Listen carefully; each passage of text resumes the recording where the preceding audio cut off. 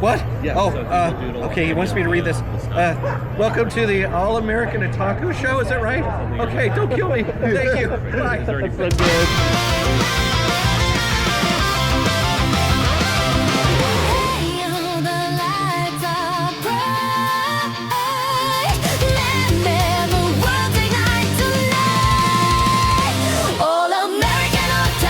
Join the ride, jumping in where the stories collide. From the screen to the song, this is where we belong. All American Otaku, let's come alive.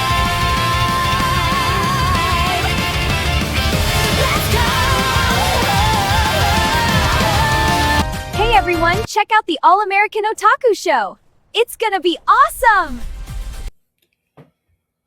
Welcome to the All-American Otaku Show. Today's is the anime view of the new anime that just came out called The Time I Was Reincarnated as a Slime, Tears of the Azure Sea. I went to see this movie on Friday at 2 p.m., the earliest showing they had, and the crowd was mediocre. There was not a whole lot of people, but not a very few people. It was about an average day for a movie. And the anime itself was relatively good reception, though no one stayed in for the end credit scene. And it was a pretty good end credit scene at that.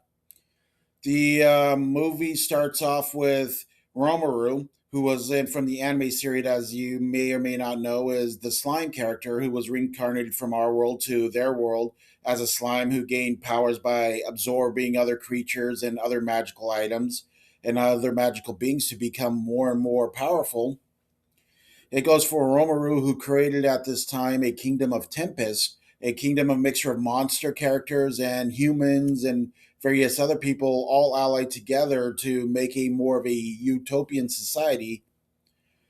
Well, this time they're all going on vacation to this island nation. And when they're on this island nation, they go there and exploring the beach. And the main character in this one was not Rimuru, it was none other than Gobota. Gobota, who's a goblin who's been given name and more power through the anime series, has become very more powerful, more stronger in his own right. In the anime series, he's nothing but more of a sub character at best. And in this anime, he is the main character. While Romuru and his cohorts are off exploring through the caves and so forth, and he ends up getting lost and he ends up finding this girl who is named another than Yura, who was a mysterious girl who was involved into their following their him for some reason. Abota, Gota, Gobota, he realizes this and confronts her. Eventually, he realizes that Romuru left and doesn't notice he's gone and going there and still traveling. Well, Gobota ends up going with this mystery girl trying to find him. There he meets some things that are kind of like ninjas, are trying after to capture her for some reason, an object there. You don't know what the object really is until much later on. I'm not going to spoil it to you or the function of it. This goes into the idea of magic, and they're slowly getting together. They don't like each other. In fact, at one point, she calls him a perv because he bumps in and touches her chest. They go into the limestone caverns and end up going taking a wrong turn. End up going into more and more deeper into what the subplot is. This anime has really more layers of subplot to it. The idea that they use a sub character from the anime series and made him into a main character, and you don't have Romero, who's only at the beginning or used as a subplot, into the idea of the in battle and in scenes to show the power and various different powers there. Gobota and the main character Yura ends up being end up as an almost relationship on and off again. You see they became more closer as the people try to kidnap her and try to use what her power is. Even though you don't know what her angle is, what her plot is she really a good guy? Is she really a bad guy? Is she really evil? Is she really good? You've realized that she really does care about her people. She really cares what's going on, and she's getting used by various different other people, as well as the king of the underwater nation she is from. This goes into more of a more detail and more of a relationship thing. The idea of love and friendship are very prominent in this between the two, even though they don't really like each other at first, but they true go to love each other, where they end up sacrificing there. Even in the final scenes, Gabota and Yuna ends up being the relationship being the catalyst that saves the day. Romaru's powers end up being ineffective against the main bad guy and his things. The ideas that were go to and overpowered are meaningless there. You actually felt the idea of risk and the idea of threat and the idea of threat level and power level of the villain and everything else and what was going on. This had really good layers of story. It had a really good villain. It had really good heroes. Had really good structure to it. Even though I'm not really familiar with the series as a whole, because I only seen up to a certain point of the anime before seeing the movie, so I was almost going there blind. But it gave you a much opening direction and idea of what was going on beforehand to really give you an idea what this movie was about. This movie is about the idea of who we truly are and what we truly capable of if we truly love or truly have friendship and within there.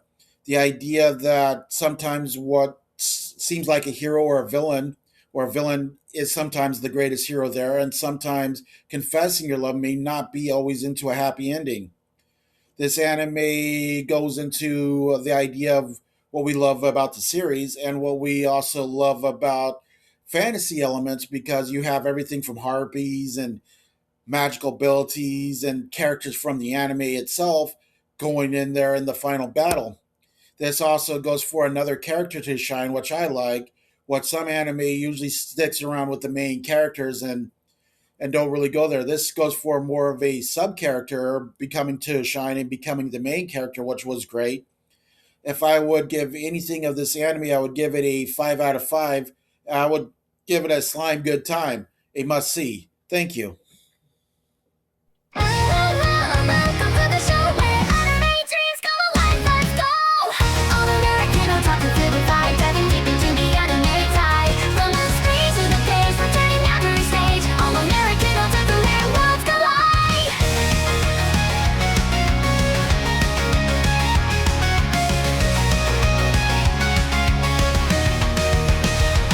From the 90s till now, the passion's been real. Anime and manga, it's how we feel. Conventions and scenes, cooking up dreams. Japanese culture bursting at the seams.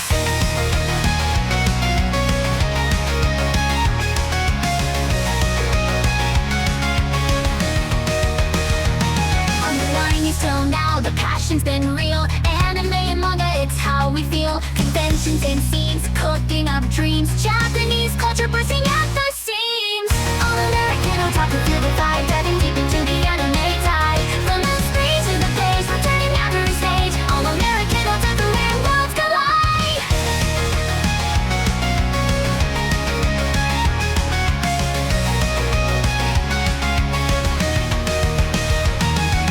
I'm there and Mr. Pat by my side, exploring every genre, let's take that ride. From action to drama, it's all here. Community strong, let's make it clear.